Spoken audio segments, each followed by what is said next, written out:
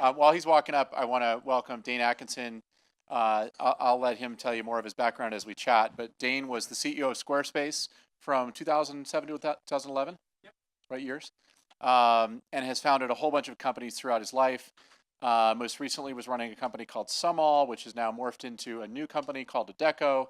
And I'm very happy to, well, Rob, and I won't steal your thunder, but GGV is going to be investing in Dane's new company, so led by Rob and Lee, who's now here from GGV. So, you have your mic? I do. There we go. So we're going to talk about a bunch of stuff, but I know one thing when you and I chatted that you're particularly passionate about is the psychology of the SMB. Yep. So Lear talked about the brand. We've talked a lot of Sarah talked about segmentation. Talk about what does that mean to you? So when you say the psychology of the SMB, you've been dealing with SMBs for a decade now. You were in it before it was cool. Way. And so what does that mean for you? And how has it impacted the way you're launching your new business, which I'd love for you to talk about as well, and how you guys are going after SMBs with Adecco. Okay, sure. Well, before I get into that, I just want to thank everybody here for trying to do such great work. I think we've forgotten that the SMEs are basically us. They're human beings who want to make the world better. They strive to make this a better planet. They strive to innovate. They create most of the jobs. Everybody knows the TAM. They try to create all the inventions. Like the work that everybody here is doing is remarkable because they need the help more than anybody else, and they make our world better. So the psychology, that's part of it, is understanding that they are us. They're the dreamer. They're the creator, but they're in a house that's on fire. Right? They are super stressed. They're, as we heard the P analogy earlier, life is tricky for them. But they're also this hybrid of consumer and enterprise personality, right? So when we were doing Squarespace, there is this aspiration to be beautiful, to be great, and to understand that they need to be thanked for their effort and given a platform that they can be fantastic on. But at the same time, they want an enterprise product. They want a product that's 10 times as powerful as what the enterprise CMSs are, just from the simplicity standpoint. You get caught in this weird hybrid where you have this dramatic desire to do amazing things, but the personality of a consumer.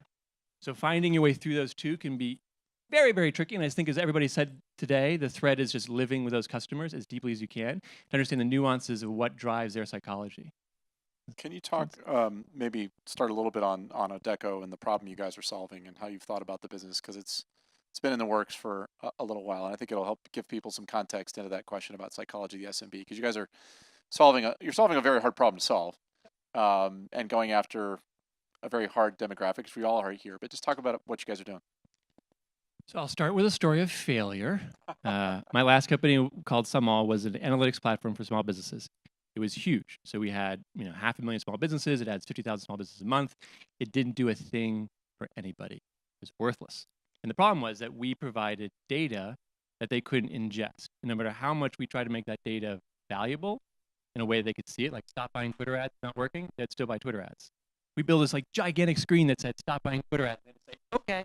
And the next week they buy Twitter ads again. We're like, it's not working. So we'd like call them up and be like, what are you doing? Like, oh, I lost the password. Or my cousin Vinny said it worked. Or like we just learned so much about the customer's inability to leverage our tools and the necessity for us to take over the work for them. So in Adecco, our new company, we built a prediction system off the same API that allows it to see what a coffee shop in particular, as our first category, was going to sell in the days ahead. But we didn't just give them that information. We didn't just say, you need to have 10 croissants and 5 donuts. We took over the ordering part of the process. So we took over the entire system so that they didn't have to do anything. So even though there's a financial impact we see from earlier customers, it's the fact that one of their 3 big problems disappeared because they didn't have to think about it at all. So I think from a technology standpoint, especially in the day, like when we started Squarespace, there was an average of 3 SaaS platforms for each of our customers. They had like a very limited number of tools. The average is now 14. Right? So our customers are spending a lot of money on credit cards and a lot of different services that are point solutions that are extremely frustrating because there's no consolidation. So you have to bring it. You have to like cure their problem. And a big part of that is just taking the work out of it as much as humanly possible, like making it feel simple and consumer and powerful. And that problem, so that problem you're trying to solve with the kind of their supply chain, order management. I mean, this is like, labor and supply are 2 big complex problems for SMB merchants. How did you guys, what kind of research did you have to do to figure out? I mean, it's a problem for them for a reason. It's hard, right? They're small, they have no buying power, they don't deal with logistics, they don't like software. How did you guys do the research to figure out that that was worth going after, and then think about the way you would productize that from a technology standpoint? So I have ADHD. So I've owned a coffee shop and a bar and a restaurant, all these other things. So I had a good experience with how stressful that would be. And we went and found a company called Birch, which is like small coffee shop, and we just lived in it, like literally just sat in it all day long and talked to them about what they were feeling. And they had those two problems. It was staff and it was inventory. Staff is scary as all hell, so we picked inventory to start with for quite a lot of reasons. And we didn't actually know what the hell we're doing. We just thought we could start there. Like no company, I've had the fortune of making a lot of these. Not very all of them worked. Lots of them do. Don't worry. Don't stress. But it's never the company we start out with is the company that we ended up with, right? It's just never, ever, ever been what you think it is what you end up with. So we just started. We just jumped in and said, let's predict your inventory and start ordering it. And then we suddenly realized that they're spending, our average coffee shop spends $28,000 a month on inventory. It should cost them $18,000 a month. They throw out 30% of the perishables they buy every single night. It goes out past the homeless person on the street in a garbage bag, so the homeless person doesn't know it's there, so they don't sit and stalk them. Like these are material problems to them, and they've got, all their staff. We just signed up a coffee shop called Gregory's.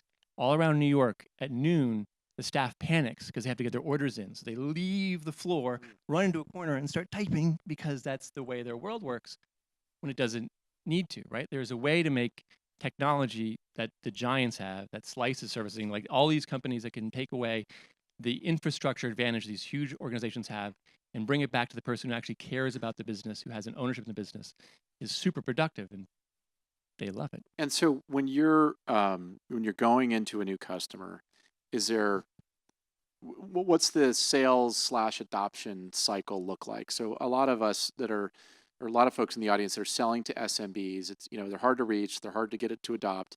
And then, oftentimes they lose interest, right? So they say, oh, I love this product. I can't wait to use it. They sign up and 90 days later, you're like, wait a minute, why aren't you ever logging in? You loved it when I met you. And they're like, oh, I moved on. My kids are, on spring break or whatever. Like they just kind of lose interest. How do you guys, because it's probably something when you walk in and go, I'm going to take your supply and ordering off your hands. They're like, oh, this sounds great. But then reality sets in. Somebody owns that function. They don't want to do it your way. How do you guys deal with that? So I think it's gotten harder than it was in the old days. In the old days, you could basically give somebody a tool and they're like, this is a nice part of my ecosystem. Now they're so behind the eight ball that they need the cures to cancer, right? So one of the sales methodologies that I have always espoused is find one person's very, very particular problem. Like we originally just did bloggers for Squarespace. For some, all it's just sellers. For Odeco, it's just coffee shops. And get so deep in it that you change their lives. And then you can back off and realize what you don't have to actually bring to bear. So we got trucks running around a city as a teeny company, and we've got like people stacking shelves in the morning because we want to get to the point where they absolutely find us to be essential. And you get this advocacy group of customers who just love you and love you not just as this is a nifty product, but this is my soul. Our customers actually formed together at Christmas and brought us Christmas gifts, because we got to that point. Now it's not scalable and you have to sort of ratchet back and find out where the hybrid is, but you can't sell to the small business world anymore with a small effect, which is so distressing because you can make a spreadsheet be like, this will save him $5,000. It's gonna be amazing. They should give a shit. They can't. But it does sound like, Ann made this point earlier about Zendesk, and they were doing meetups every month in different cities around the country. A lot of these businesses get started by building some community and brand affinities. Lear talked about it with Slice, with these merchants who end up really loving you. And you guys have, I know when you and I've talked, you're doing some things to cultivate that. Talk a little about some of the unique things that you're doing to create that love. So I think it ultimately starts to come from just actually loving your customer, like actually loving your customer, finding ways to make them supportive. It turns into a ton of hacks, right? So we try to create the community amongst those customers that they can share in. We give them information they don't have. We don't quite go to the babysitting line, but we get damn close to it. Just because everything you can do to make them feel like you're on their side of the fence, that it's us together facing this problem and not us trying to help you. That's a great point, by the way. That the optics of that way of thinking of it's us together against the world. That's a pretty powerful concept. It is, and unfortunately, not all tech companies have taken that approach. So there's just as it is very hard for them to take out their credit card to put down one more charge because they're now putting 15 on this card and they don't know if they're gonna be able to manage it. They've had a lot of tech companies come there and be like, it's free. It's great. It's only $1,000 to fix a review in 5 years, but it's free, right? So they think that we are no longer best actors. So you have to stand out in a way that shows that you really care about their problems so that you can develop that trust again where they're like, oh, these guys actually want me to make a better business. It's not just a matter of optimizing their bottom line, right? So being super transparent with your customer about how you're doing things. Like we found that people are paying, which I'm sure it's cited, 3 times this cup price the cup price actually has to be. So a lot of not GGV, but a lot of VCs are like, just charge the whole amount. It's amazing. You're like, I have $1 billion tomorrow. But then someone else will come in and be like, oh, I'm $10 cheaper, right? And your customer would immediately lose faith in you forever. So better to say, this is what we can gain. How do we split this fairly? Like where can we participate? Where can you participate? And that ends up getting fans. And even though small businesses don't have a lot of unity points, they do really share amongst each other things that are valuable. So you can get a lot of momentum just by getting a fanatical first cohort of customers. It gets you a semi-fanatical second cohort, and it continuously stretches out from just those first early, 1,000 users.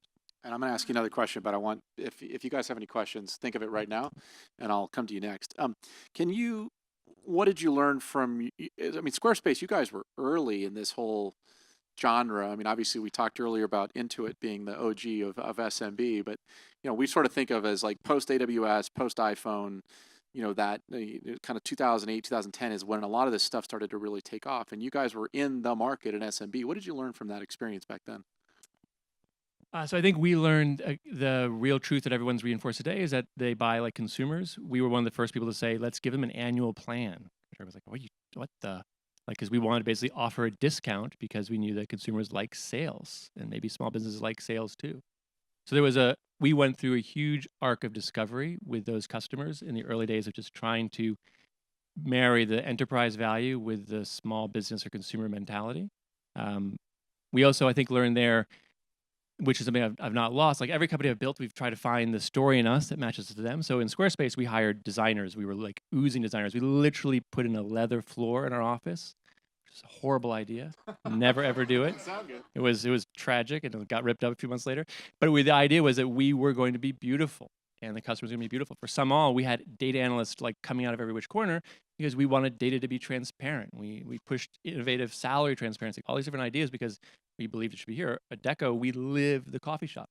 Our office is morphing into a coffee shop. We mandate that people go to the coffee shops. Like the more you can get into those stories, the better. And we figured that out in the old days in Squarespace was just how much the value of making them feel like they were being thanked for and allowed to speak in a beautiful tone meant to them.